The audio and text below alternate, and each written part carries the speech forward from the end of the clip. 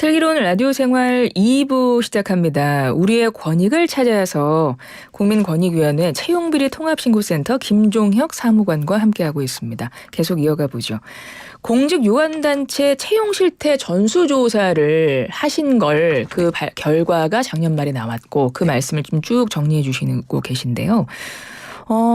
작년 한 해 동안 그 공공유관단체에서 실시한 채용 과정에 어떤 공정 채용 절차를 준수했는지를 조사하신 거잖아요. 네, 맞습니다. 공정 채용 절차, 이거는 뭘 알아나요? 채용을 쉽게 보면 이제 채용 계획 수립, 공고, 이제 서류 면접 심사, 합격자 발표 등 이런 채용 단계별로 이루어지는데 이 각 단계별로 채용 공정성을 꼭 지켜야 할 절차들이 있습니다. 이런 것들을 공정 채용 절차라고 합니다. 실태조사에서 활용할 몇 가지 공정채용 절차 항목이 있는데요. 예를 들어서 채용계획 수립할 때 외부위원이 포함된 인사위원회에서 채용계획을 심의하고 감독기관의 협의를 거치도록 해서 채용건별로 응시 자격이나 합격자 결정 방법이 달라지는 자의적 채용을 방지하도록 하고 있습니다. 또 서류나 면접 심사 시에도 반드시 외부위원을 과반수 이상 위촉해서 심사하도록 하고 있는데 특정인을 내정하거나 허술한 심사를 하지 않도록 이게 잘 되고 있는지를 저희가 체크하게 되고 있습니다. 그러니까 채용 과정이 공정하고 정당했느냐, 네, 중간에 맞습니다. 뭐 비리는 없었느냐 이런 것들을 꼼꼼하게 보신다 그랬어요. 네. 그럼 예를 들어 비리가 딱 봤는데 적발이 됐습니다. 네. 그러면 그 이후에는 어떻게 되는 거예요? 채용 비리가 발생되면 각 기관별로 어떤 징계 수준이 차이가 날 수밖에 없고 그렇게 되면 국민의 입장에서 볼 때에는 뭐 송방망이 처벌이다, 자기 식구 뭐 그렇죠. 봐주기다 이렇게 볼 수가 있기 때문에 저희 위원회가 2019년도에 이런 공직유관단체에서 채용 비리가 발생되면 동일한 기준에 따라서 징계하도록 기준을 마련해서 이걸 적용하고 있고요.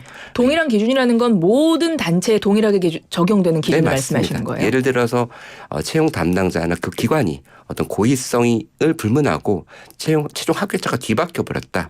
그런 경우에는 주의 경고도 되지 않고요. 무조건 징계 처분을 받도록 하고 있습니다. 그렇군요. 네. 그러면은 그 누군가가 억울하게 떨어졌어요. 네.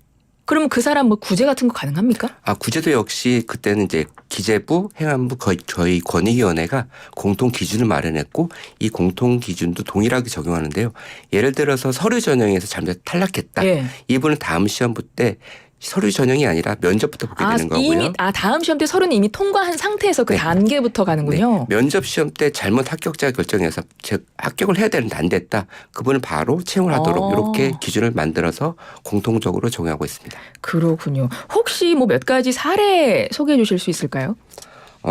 지금 저희가 가장 이제 매년 저희가 전수조사를 하고 있는데 가장 많이 발생하고 있는 사례가 이 채용 계획상에 명시한 이제 서류나 면접 심사 기준이 있는데 이게 위반해 가지고 자의적으로 적용하는 게 있어요. 그래서 예컨대 작년 전수조사 결과 이제 적발된 사례인데 모 기관에서 채용 부서장이 보통 인사과장님이신데 이분이 자의적으로 서류 심사 기준을 적용해서 합격자를 선정한 사례가 있었습니다. 또 이제 어떤 기관에서는 기관장과 친분 관계가 있는 응시자가 서류 중에 탈락했어요. 그러다 보니까 또 이걸 서류 점수 결과를 조작해가지고 합격시킨 사례.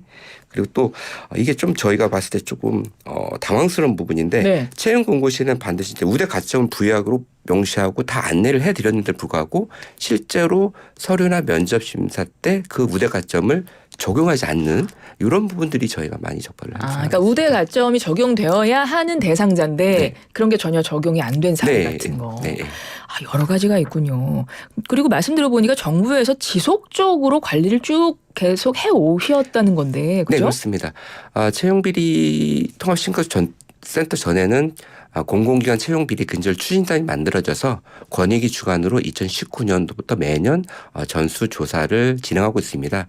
이 공공기관 이 채용비리라는 거는 청년의 일자리, 공정한 기회 이런 부분이 있기 때문에 현 정부에서는 국정과제로 선정해가지고 권익위원회가 이걸 전담할 수 있는 부서를 설치해서 계속적으로 관리하고 있습니다. 되게 좀 효과가 좋은가요? 채용 비리 발생 많이 줄어들었어요? 점차로 이제 채용 비리가 줄어들고 있는 추세고요. 2019년도에는 수사 의뢰가 36건, 징계 처분이 146건이었지만 작년 조사 결과상으로는 수사 의뢰는 2건, 징계 처분은 42건으로 대폭 감소하고 있습니다. 다만 국민의 눈높이에서는 여전히 미흡하다고 생각하고 있고요. 적발 건수가 이제 0건인 채용비리 근절이 이루어지도록 권익위 채용비리 통합신고센터가 지속적으로 노력하도록 하겠습니다. 네. 참 취업이 쉽지 않은 시대고 취업 준비하는 분들에게는 이런 소식 누군가가 공정하지 못한 절차를 거쳐서 난 떨어지고 누군가가 됐다. 모든 사람에게 정말 박탈감을 안기는 네, 그런 사례입니다. 반드시 척결되어야 하고요. 국민권익위원회가 그 중심에서 철저히 조사를 해 주시기를 바라겠습니다. 지금까지 국민권익위 채용비리 통합신고센터의 김종혁 사무관과 함께했습니다. 사무관님 고맙습니다. 네, 감사합니다.